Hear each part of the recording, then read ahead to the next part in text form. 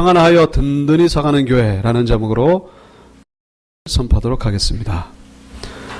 오늘은 우리 온육교회가 창립된 지 5년이 되는 우리 기념주일입니다. 그래서 오늘은 우리 2016년도 표어이기도 한 평안하여 든든히 서가는 교회라는 제목으로 우리 말씀을 나누도록 하겠습니다. 평안하여 든든히 서가는 교회, 아마 예수님을 믿는 성도라면은 모든 사람들이 소망하는 그런 희망사항일 것입니다. 교회가 평안하고, 그리고 평안할 뿐만 아니라 흔들림 없이 든든하고, 그리고 오늘 본문에 보시면 수가 더 많아졌더라. 은혜가 넘쳤다는 거겠죠. 기쁨이 넘치고 사랑이 넘치고 얼마나 참 좋겠습니까? 우리 온육교회가 정말로 이런 교회가 되어야 될 줄로 믿습니다. 근데 어떻게 해야 이런 교회가 될 수 있을까? 어떻게 해야 이렇게 참 평안하고 든든한 교회가 될 수 있을까? 오늘 31절에 그 첫 번째 나오는 단어가 나오죠. 그리하여. 그리하여 평안하고 든든한 교회가 되었다. 그런 얘기죠. 그리하여. 이렇게 했기 때문에, 이런 모습이 있었기 때문에 이 교회가 그렇게 됐다는 거예요. 한 교회만이 아니라 온 유대와 갈릴리와 사마리아 교회가 다 그렇게 평안하고 든든하여 서가고 주를 경외하고 성령의 위로로 진행하여 수가 더 많아지게 되었다라고 말씀하고 있죠. 그러면 뭘 어떻게 했길래 이렇게 됐는가? 이 사도행전 9장에 나오는 이야기입니다. 이 사도행전 9장 전체를 읽어보시면 두 가지 중요한 내용이 나오고 있습니다. 그 첫 번째는 바로 사울의 회심입니다. 사울이 예수 믿고 예수의 제자가 된 거예요. 교회를 대적했던 사람이었는데 그 사건에 대한 이야기가 나오고, 또 하나는 이 바나바의 중보 사역, 그 바나바의 이 연합 사역이죠. 그 회심한 사울을 교회와 연결시켜주는, 그 연합해주는 그런 사역이 있음을 사도행전 9장은 우리에게 말씀해주고 있습니다. 그래서 이 평안하고 든든히 서가는 교회가 되기 위한 첫 번째 조건이 뭐냐? 바로 이 사울의 회심이라는 거예요. 사울의 회심이 있어야 평안하고 든든히 서가는 교회가 된다. 그런 얘기죠. 사울이 예수 믿기 전에 이 사울은 이 초대교회의 최고의 적이었습니다. 최고의 두려움의 대상이었습니다. 사울의 이름만 들어도 두려움에 빠질 수밖에 없는 그런 아주 공포의 이름이었죠. 사울은 누가 시켜서가 아니라 자발적으로 아주 사명감을 가지고, 투철한 사명을 가지고 예수 믿는 사람들을 핍박하던 사람이었습니다. 이 사울의 손에 잡아서 죽은 사람도 아마 엄청 많았을 것입니다. 그러니 이 초대교회가 이 사울의 눈을 피해가면서 신앙생활을 한다는 것이 여간 힘든 일이 아니었을 것이다 라는 것이죠. 어느 기독교 일간지를 제가 보니까 전 세계적으로 한 해에 이 순교당하는 사람의 숫자가 7,000명에 이른다고 합니다. 1년 동안에 7,000명이 전 세계적으로 이렇게 순교를 당하고 있어요. 근데 그 핍박하는 그 주요 단체가 어디냐면은 아시겠지만은 IS, 그 다음에 보코하람, 이런 아주 이슬람 극단 테러 그런 단체에서 이렇게 핍박을 자행하고 있습니다. 그러니까 지금 시리아나 이라크 같은 지역에서 이 기독교인들은요, 정말 말할 수 없는 두려움 가운데 신앙생활을 하고 있습니다. 정말 목숨을 걸고 하고 있어요, 정말. 그러니까 이 IS는 정말 두려움의 대상이 됩니다. 근데 만약에 예를 들어가지고 이 IS에게 엄청난 폭격이 임해가지고, 아니면은 이 IS 내부적으로 어떤 분열이 나가지고 완전히 와해됐다고 가정해 볼 때에 그쪽 지역의 이 교회가 정말로 얼마나 희소식이었겠는가 하는 것이죠. IS의 핍박이 사라졌으니까 그때부터 어떻게 되는 거예요? 평안함이 임하게 될 수가 있는 것이죠. 어쩌면 그렇게 우리가 비유할 수가 있습니다. 이 사울이, 그렇게 무서운 사울이 예수를 믿었다고 하는 이 소식은 이 초대교회에 정말 희소식이 아닐 수가 없었다는 거예요. 그 사울이 예수를 믿게 되었다. 그러니까 이 평안함이 임할 수밖에 없었던 것이죠. 자, 그런데 우리가 여기서 한 가지 생각하실 것은, 이 사울이 예수를 믿게 된 것을 마치 IS의 세력이 없어져가지고 핍박이 없어졌다라고 그렇게만 우리가 해석할 문제가 아니라는 거예요. 지금 오늘 본문에 이 교회가 평안함을 가지게 된 것은 단지 핍박하는 요소가 사라졌기 때문만은 아니라는 것이죠. 보다 깊은 영적인 의미가 있는 거예요. 이 사울의 회심은 단순히 그 교회를 핍박하는 그게 사라졌다 이런 의미가 아니라 또 다른 의미가 있습니다. 그건 뭐냐? 이 사울은 말하자면은 예비 교인이라고 말할 수 있습니다. 사울은 이미 교인이 될 예정이 된 사람이에요. 오늘 사도행전 9장에 와가지고 이제 교인이 된 거죠. 이미 사울은 태초부터 하나님을 믿기로, 예수를 믿기로 예정된 사람입니다. 그래서 오늘 이 사도행전 9장에 회심해가지고 이렇게 예수의 제자가 된 것이죠. 그래서 이 사울의 회심은 단순히 그 구원받기 위한 그런 차원의 회심을 넘어선다는 것을 우리가 기억할 필요가 있습니다. 다시 말씀드리면 이 사울의 회심은 우리 모든 성도가 이 변화되어야 될 그 대표를 우리에게 보여주고 있다는 것입니다. 사울처럼 이렇게 변화되어야 된다는 거예요. 사울처럼. 여러분, 이 사도행전 9장에 나오는 이 사울이 변화된 것을 가만히 보시기 바랍니다. 은혜 받은 걸로 끝난 게 아니에요. 그냥 예수 이렇게 해서 예수 믿게 되었다, 이걸로 끝난 게 아닙니다. 그의 삶이 완전히 바뀌게 된 것을 볼 수가 있죠. 삶의 방향이 바뀌게 됐어요. 사고방식, 그의 세계관, 그의 가치관, 그의 모든 습관, 삶의 내용이 바뀌게 됐다는 거예요. 여러분, 이 사람이 변화됐다는 것은 단순히 그냥 교회 안 다니던 사람이 교회 다니게 됐다, 이런 차원을 가지고 변화라고 말하지 않는다는 거예요. 그건 마치 뭐와 같으냐? 물이 변하여 얼음이 된 것, 뭐 그 정도의 변화. 물이나 얼음이나 맹물이지 않습니까? 그 형태는 바뀌었어요. 그러나 여전히 본질은 그대로라는 거예요. 교회 안 다니던 사람이 교회 다닌 거, 그것도 대단하죠. 그러나 거기서 머무르는 게 그게 문제라는 거예요. 물이 변하여 얼음 되는 그 정도가 아니라 물이 변하여 뭐가 되는 겁니까? 포도주가 되어야 된다는 거예요. 포도주. 물이 변하여 포도주가 되는 그런 변화, 이게 바로 우리 성도에게 있어야 될 변화라는 것입니다. 이 사울의 변화는 그런 변화예요. 사도행전 9장에 나오는 사울의 변화, 그의 회심은 그런 변화라는 것입니다. 물이 포도주가 됐습니다. 완전히 성질이 달라진 거죠. 냄새가 다르고 빛깔이 달라요, 벌써부터. 그리고 사용하는 이 용도가 다릅니다. 여러분, 고급스러운 정찬에 아주 귀족들이 모였습니다.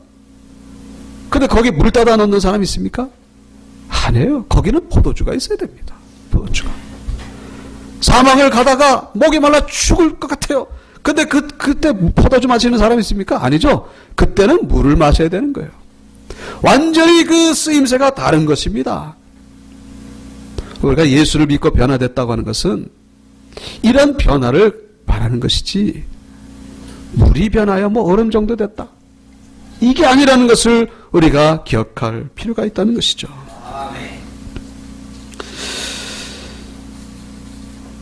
특별히 우리가 한 가지 기억하실 것은, 이 사울이 이렇게 예수를 믿고 회심한 이 내용, 이 내용이 사도행전에 몇 번에 나오는지 아십니까? 이 9장에만 나오는 게 아니라 무려 3번에 걸쳐 나옵니다. 9장에 나오고 22장에 나오고 26장에 또 나오고 있습니다. 왜 이렇게 많이 나올까요? 그만큼 중요하다는 거예요. 여러분, 사도행전 전체에 보면은 기적이란 기적은 다 나오고 있습니다.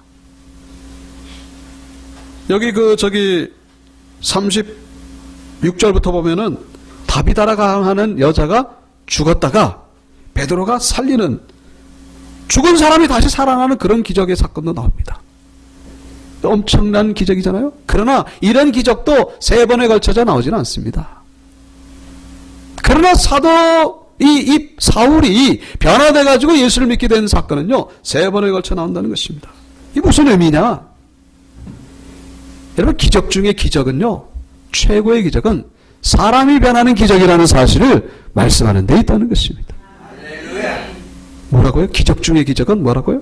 사람이 죽었다가 살아나는 것도 기적이지만은 그보다 더 위대한 기적은 뭐냐? 사람이 변하는 데 있다는 것입니다.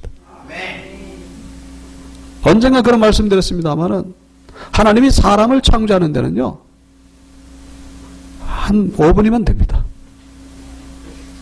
사람을 창조하는 데는 5분이 되지만요, 사람이 변하는 데는요 80년이 걸립니다.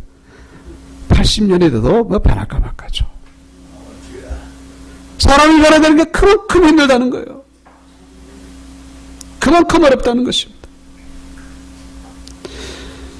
여러분, 이 사울이 회심되기 전에 사도행전 9장 이전에도 이 교회에 엄청난 이적 사건이 있었습니다. 폭발적으로 부흥하는 그런 역사가 있었습니다. 그럼에도 불구하고 오늘 31절 말씀, 평안하여 든든히 서가는 그런 모습은 없었다는 거예요. 그런 모습은 없었습니다. 폭발적으로 부흥하고 뭐 죽은 자가 살아나고 병든 자가 고침받고, 그럼에도 불구하고 이런 은혜는 없었다는 거예요. 이런 은혜는 오직 뭐 할 때 일어난다고요? 이 사람이 변화될 때에 일어난다는 것입니다. 이것은 어떤 사울이라고 하는 이 특정 인물이 변화됐기 때문에 이런 은혜가 임한 것이 아니고, 우리 성도의 삶 가운데에 변화가 일어나면, 우리 삶 가운데 변화가 일어나면은 그때 비로소 교회가 편하고 든든히 서가고, 그리고 성장을 시작한다는 사실을 우리에게 말씀해 주고 있는 것이죠. 여러분, 가만히 생각해 보시기 바랍니다. 내 삶 가운데에 변화된 거 뭐가 있나? 예수 믿고 나서 변화된 것이 도대체 뭐가 있는지 한번 생각해 보시기 바랍니다. 예수 믿고 나서 교회 나온다? 그거 아니라 그랬잖아요. 그건 기본입니다. 교회 나와가지고 뭐 기도 좀 하고 뭐 헌금 좀 내고, 그게 변화라고 생각하십니까? 그것도 물이 변화에 얼음된 것밖에 안 돼요. 중요한 건 뭡니까? 종교적인 열심을 얘기하는 것이 아니라 그건 기본이에요. 우리 삶 가운데에 예수를 닮은 모습이 우리에게 있느냐 없느냐를 한번 점검해 보라는 것이죠. 내 인품이 변화되고, 내 성품이 변화되고, 내 인격이 변화되고, 내 말하는 게 변화되고, 내 표정이 변화되고. 여러분, 교회 안에서는 은혜스럽게 할 수 있어요. 얼마든지. 밖에 나가서가 문제라는 거예요. 밖에 나가서가. 여기서와 밖의 모습이 동일한 모습이 돼야 된다는 것입니다. 제가 참 설교 준비하면서 이런 얘기를 해도 될까 말까, 참 결례가 될 수도 있을 것 같아서 고민했습니다만은, 너무나 심각하고 중대한 문제이기 때문에 말씀을 드리기로 했습니다. 그건 다른 게 아니고, 아시겠지만은 우리 교회도 몇 번 나오셨던 그 여집사님 한 분이 계십니다. S 모 집사님. 그분이 지난주 금요일날 돌아가셨어요. 근데 사인이 뭐냐면은 수면제 과다복용입니다. 그 수면제를 그냥 한꺼번에 술과 함께 마신 거예요. 그 못 견하신 것이죠. 그래서 어저께 이제 그 문상을 가서 위로하고 왔습니다만, 제가 그 모습을 보면서 참 기가 막힌 거예요. 이 집사님, 저는 뭐 오해하지 마십시오. 제가 이분을 비난하려고 하는 건 절대로 아니에요. 우리는 이걸 가지고 타산지석으로 삼아야 된다는 거예요. 다시는 이런 일이 없어야 된다는 거예요. 네?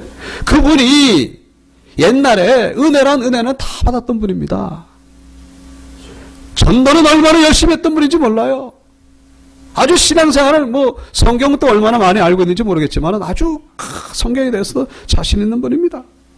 뭘 얘기를 해도 안 들으려고 할 정도로. 근데 제가 최근에 그분의 입으로부터 하나님을 부인하는 말을 제가 들었어요. 하나님을 부인하는 거예요. 그러다가 결국 최근에 교회도 안 나오시고 그러다가 저렇게 돌아가셨습니다. 구원 받았는지 안 받았는지 도대체 모르겠어요. 예? 옛날에 걸 생각하면 구원 받았을 것 같고, 그의 입술을 통해서 하나님을 부인하는 거 보면은 구원 받았다고 말할 수가 없는 거예요. 도대체 왜 저렇게 됐을까? 그렇게 열심히 있던 분이 왜 저렇게 됐냐는 거예요. 제가 지금 뭘 말씀드리는 겁니까? 우리가 신앙생활 하면서 이런 모습이 있을 수 있다는 거예요. 종교적인 열심, 그게 다가 아니라는 거예요.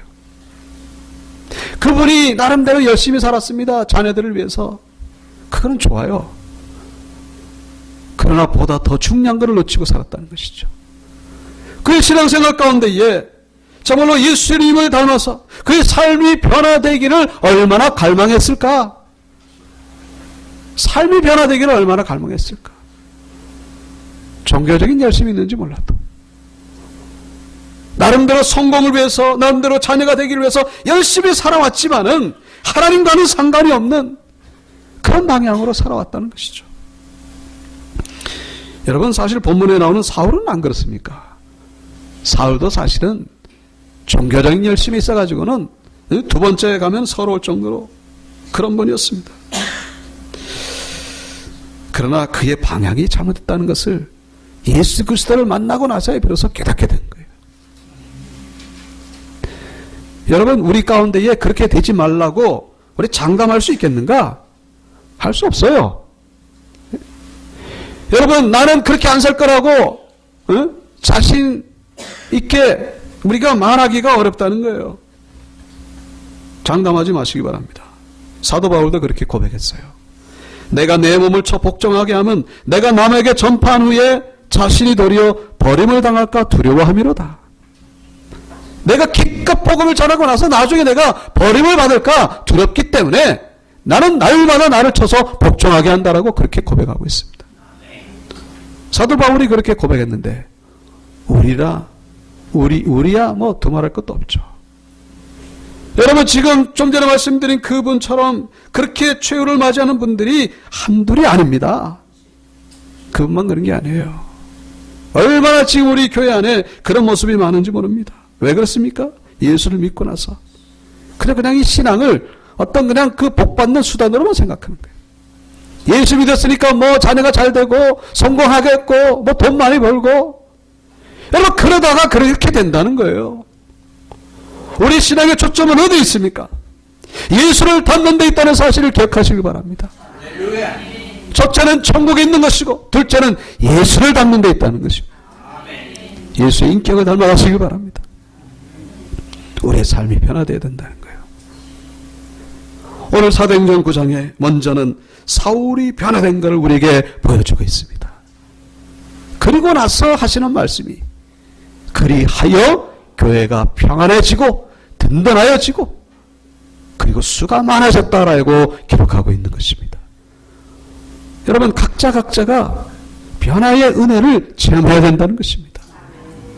우리가 변화되지 않으면은 끄택이라는 거예요. 끄떡. 좀 변화가 있어야 된다는 거예요. 변화가 삶 속에서.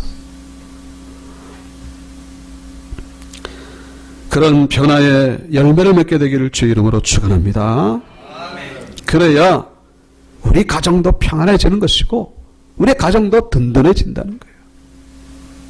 종교적인 열심과 내 신앙의 같다라고 생각하지 마세요. 착각입니다. 변화의 열매 없으면 그건 신앙이 아니에요. 그거는 죽은 신앙입니다. 깨어있는 신앙이 아니에요. 두 번째는 뭐냐? 연합한다는 거예요. 연합. 연합할 때에 비로소 이 교회의 부흥과 성장이 있게 된다는 것입니다. 하나가 되기를 힘쓰라는 거예요. 이 바나바가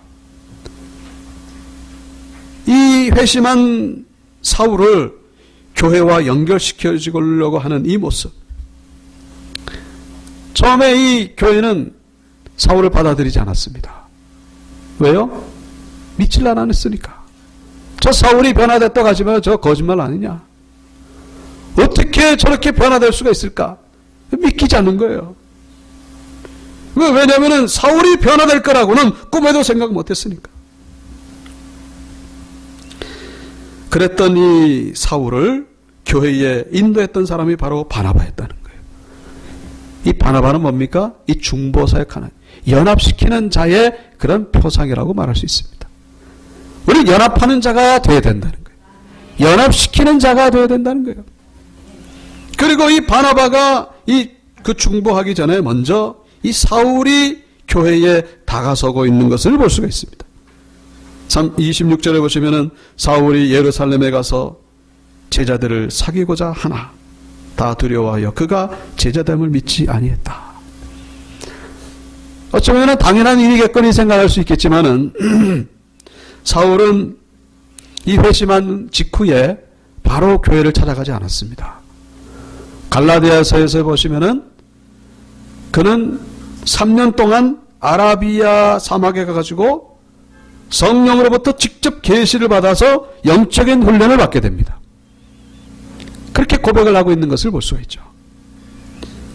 사울이 그때 계시받은 것, 그래서 이 성경이 쓰여진 것이고, 그리고 이 사울이 이 사역하는 가운데에 얼마나 위대한 사역을 했는 것인가를 우리가 너무나 잘 알고 있죠. 그가 세운 교회가 수도 없이 많고 죽은 자를 살리고 그리고 그는 신약성경의 절반이 넘는 성경을 쓴 사람입니다.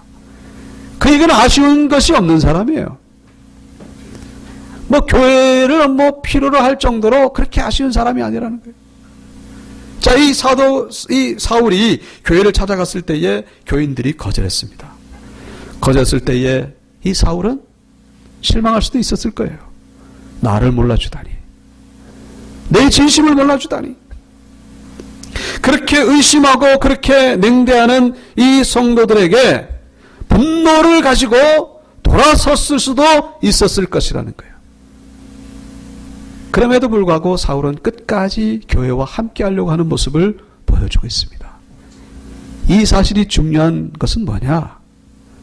아무리 은혜를 받았지만은, 아무리 놀라운 은사를 받고 무슨 권세를 받았지만은 교회와 함께 하지 않으면, 교회의 질서 속으로 들어가지 않으면, 교회의 인정을 받지 않으면 소용이 없다는 것을 우리에게 보여주고 있다는 것입니다. 여러분, 교회의 질서 속에 들어가는 우리가 되어야 된다는 거예요. 네? 우리가 신앙생활하는 가운데에 우리는 나와 맞지 않는 그런 부분이 있다 그래가지고 그 공동체를 뛰쳐나가는 경우가 있어요. 네? 여러분, 당연한 어떤 정말로 합당한 이유가 아닌데도 불구하고 나와 맞지 않는다는 것 때문에 어떤 그런 개인적인 주장이 서로 엇부딪히는 바람에 그렇게 해서 그 무리에서 이탈되는 경우가 있는데, 여러분 기억하시길 바랍니다. 그 이탈되는 분이 잘못 선택하고 있다는 사실을 기억하시기 바랍니다. 그 교회에서 무슨 이단 교리를 가르친다거나 예수를 부인한다거나 이게 아니라면은 여러분 그냥 그 자리에 머무시기를 바랍니다. 여러분, 우리가 이렇게 모인 거는요 우연히 모인 게 아니에요. 하나님이 모이게 하신 거예요. 내 감정에 치우쳐가지고, 내 기분에 맞지 않아가지고, 내 이해관계와 맞지 않다 그래가지고 공동체에서 멀어지려고 하는 거, 이게 바로 사단의 관계에 넘어가고 있다는 사실을 기억하시기 바랍니다. 죄송스러운 말씀이지만 우리 목회자들 가운데도 그런 모습을 쉽게 볼 수 있어요. 나와 맞지 않는다 그래가지고 뛰쳐나가고. 지금 우리 지방에서도 이탈되는 교회가 있어요. 한마디로 한심해서 참 할 말이 없습니다. 잠언서 18장 1절 말씀입니다. 무리에게서 스스로 나뉘는 자는 자기 소욕을 따르는 자라 온갖 참지혜를 배척하느니라. 뭐라고요? 무리에게서, 무리는 교회를 말하는 거예요. 무리에게서 스스로 나누는 자, 스스로 자기 생각으로, 자기 주장으로, 자기 견해로 나뉘는 자는 결국은 자기 소욕을 따른다는 거예요. 온갖 참지혜를 배척한다는 것입니다. 어리석다는 것입니다. 여러분, 하나님이 이곳에 있게 하셨습니다. 하나님 우리를 만나게 하셨어요. 왜? 하나님의 목적과 뜻이 있기 때문에. 내 기본과 맞지 않다고, 내 이해가 맞지 않다고 해서 뛰쳐나가는 거. 뭐 신앙이 어리면 할 수 없겠죠. 분명히 잠언서 18장 1절 기억하십시오. 무리에게서 나뉘는 자는 자기 소욕을 따르는 자라 온갖 참지혜를 배척하느니라. 하나님의 뜻은 뭡니까? 하나가 되는 데 있다는 것입니다. 예수님이 그렇게 기도하셨죠. 아버지가 내 안에, 내가 아버지 안에 있는 것 같이 저희도 다 하나가 되어 우리 안에 있게 하자. 예수 안에 있는 자는 누구예요? 하나가 된 자들만이 예수 안에 있을 수가 있다는 것입니다. 마치 뭐처럼 삼위일체처럼 성부, 성자, 성령이 셋이지만은 하나인 것처럼 그렇게 우리 성도가 하나 될 때 비로소 하나님의 은혜 가운데 들어가게 된다는 것입니다. 그렇게 될 때 비로소 예수가 누구인지를 발견하게 된다는 거예요. 그때 비로소 교회가 평안해지고 든든해져 간다는 것입니다.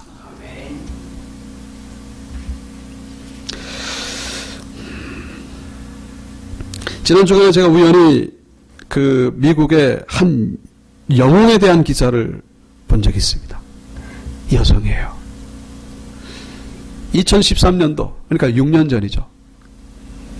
8월 20일 미국의 조지아주 한 초등학교에 브랜든 힐이라고 하는 청년이 실탄 500발을 몸에다가 두르고 AK-47 소총을 쏘면서 그 학교에 들어온 거예요.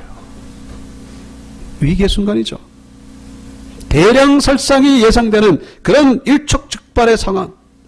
이때 그 학교의 회계 담당 직원이었던 안투아네트 터프라고 하는 여인. 안투아네트 터프. 이 여인이 그 광경을 보자마자 그 자리에서 엎드리고 기도를 합니다. 뭐라고 기도하냐면은 주여 끔찍한 참사가 일어나지 않도록 주여 막아주시옵소서. 그러고 나서 벌떡 일어나서 눈을 질끔 감고 그 범인을 향해서 걸어가는 거예요. 걸어갑니다. 아니나 다를까 그 청년에게 다가왔을 때에 이 범인은 안토네트 터프를 잡고서 바닥에 질질 끌고 그리고 거기서 협박을 합니다. 방송국에 전화를 해라. 그런데 감사한 것은 이 그런 와중에 이 학교의 800명 학생들이 다 피신할 수가 있었어요. 이 여인 때문에. 그리고 이 스스로 인질로 잡힌 이 안투아네트 이 여인은 총을 든 범인을 향해서 위로하기 시작했습니다. 자기의 처지를 얘기를 하는 거야. 나는 남편 없이 장애 아를 혼자 키우고 사는 그런 사람이다. 그래서 정말로 사는 게 힘들다는 거 너무나 내가 잘 알고 있다. 내가 당신의 마음을 너무나 이해를 하고 있다. 그러면서 1시간여를 대화를 나눕니다. 그럴 가운데에 이 범인의 마음이 녹기 시작했습니다. 감동받기 시작했어요. 그리고 완전히 마음이 풀어지기 시작했습니다. 그리고 결국은 이 안투아네트 터프가 터프하게 이름이 터프하게 자수할 것을 고민합니다. 그들이 결국은 경찰에 와가지고 수갑을 채울 때까지 순순히 그러면서 뭐라고 그러면 내가 너무나 잘못했다고 너무나 미안하다고 그러면서 순순히 체포당해서 교도소로 가게 되고 모든 상황이 끝나게 됐습니다. 이 안투아네트 터프는 이 일로 인해 가지고 그냥 미국의 영웅이 된 거예요. 그래가지고 오바마 대통령이 직접 전화를 해가지고 아주 극찬한 겁니다. 당신 같은 분이 있어가지고 우리 미국이 위대하다. 저도 개인적으로 이 기사를 보면서 막 감동이 되는 거야. 야, 어떻게 이럴 수가 있을까, 이 여인이. 정말로 그 목숨을 걸고 나가는 그 모습이 대단한 것이고, 죽을지도 모르는데 총 한 방 쏴면 죽는 거잖아요. 근데 그것도 그거지만은 이 기도하는 여인이었잖아요. 그 마음 가운데 신앙. 제가 지금 뭘 말씀드리려고 하는 겁니까? 이 포옹하는 그 모습.